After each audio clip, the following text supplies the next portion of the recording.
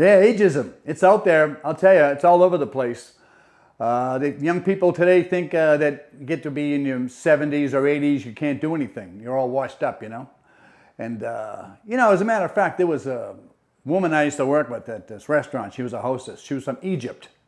And we used to kind of flirt with each other all the time. I say, hey, you look nice today, Lily, you know. One day she turns around to me, she says, Bob, you're like the dog who chases the car.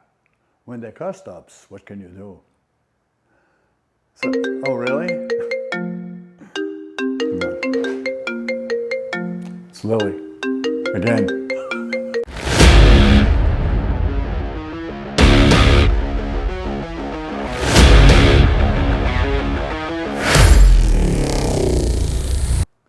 Ageism refers to the stereotypes, how we think, prejudice, how we feel, and discrimination, how we act towards others or oneself based on age.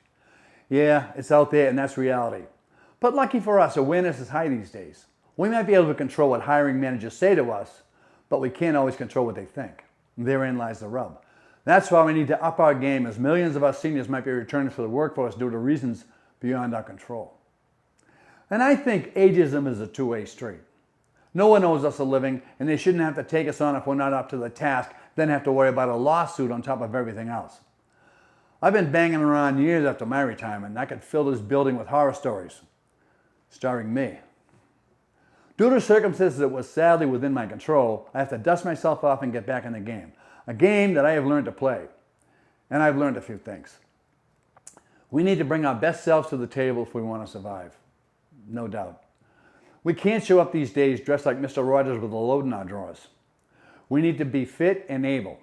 We need to be bigger than life. We need to fill a room with our presence. Get in shape. Take care of yourself.